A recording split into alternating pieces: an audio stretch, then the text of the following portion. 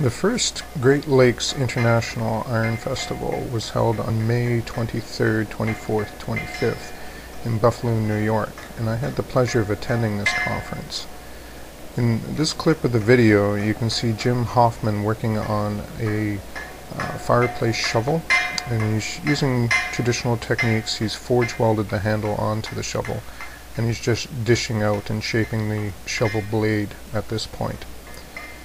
We had 5 demonstrators at the International Iron Festival, and we had 2 from Canada, Mark Pugmati and Bob Cook, and then we had Jim Hoffman, which you can see before you, and Andrew Chambers, who this is. He's currently upsetting the edge of a plate which he uses in the base of his lamps, and we had Kim Thomas.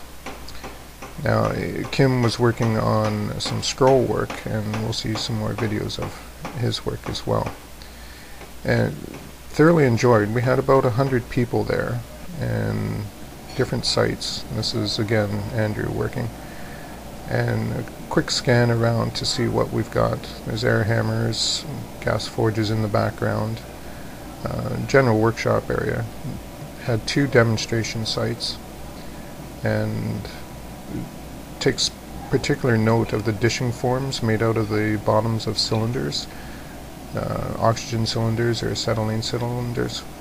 Cut the top off and then weld them onto a plate, and you have a really nice dishing form.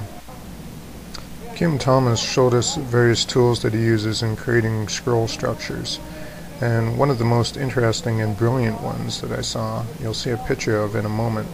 It's using 2 pieces of angle iron with rod welded onto it, and what it does is it allows you to create an adjustable bending fork that you clamp in your vise. The picture's coming up right now. 2 heavy rods, 3/4 in diameter, just welded to the same end of 2 pieces of angle iron, and then they're switched around opposite in the vise. And this allows you to clamp them with any spacing and use them as a bending fork. Brilliant. I made one right after the conference. He also chained them together so you don't lose the 2 pieces. Kim was an excellent demonstrator. He had a crowd of people watching all weekend, and what he was doing was taking general ornamental ironwork, the scrolls that we see on gates and grills, and adding a bit of a modern twist to it. He would use a bandsaw and section off pieces of heavy angle iron and channel iron, so you have a sharp corner, and then he'd forge weld the ends onto the bar of the same size. So he'd section it off in a 1-inch section and then forge weld it to a 1/4-inch flat bar. This creates a very sharp transition in the middle of the bar, and this can be used to great advantage in the scrolls. You are limited with just S scrolls and C scrolls, but as soon as you can put a twist or a corner, a right angle bend in it, then you have a much more interesting product, and then you can adapt it in various ways. And right now he's making a scroll on a jig. The jig's mounted in the anvil, and he works it around with the bending forks. And this was a Fishtail Scroll. And you just keep working it around your jig until you got the scroll size that you wanted. And then he does a reverse bend on it. You'll see in the next photo a picture of the scroll with the right angle bend in it. So it's actually a C scroll with this sharp, you can see it right on, sitting on top of the anvil there. It has a sharp 90-degree transition at the top. At the end of this clip, you'll see a finished piece that Kim has created using this angle iron structure as a central element in the top of a pinnacle piece for a gate.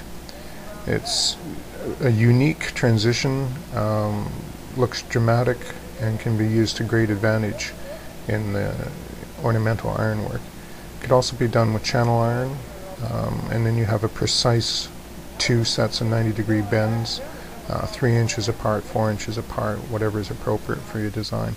And there's the finished piece.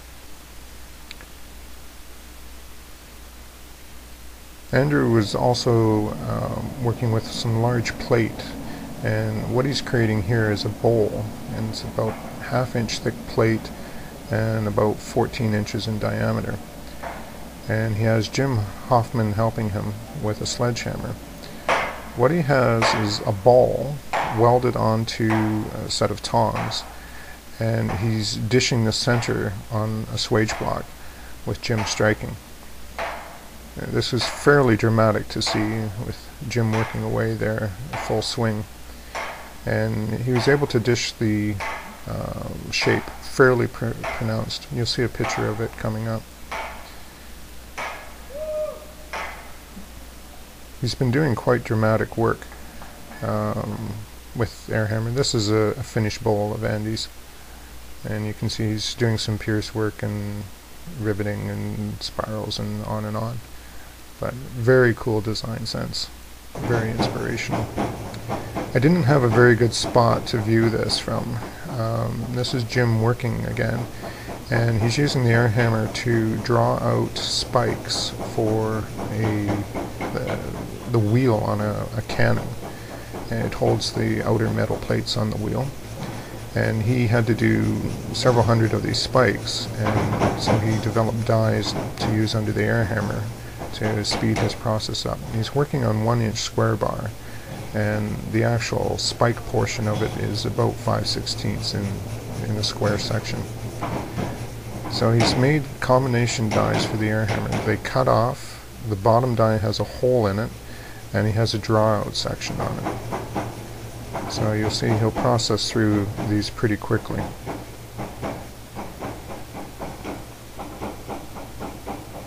Draws the stem.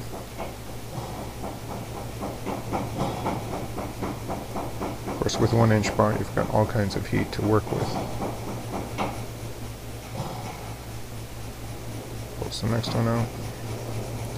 This one he cuts off.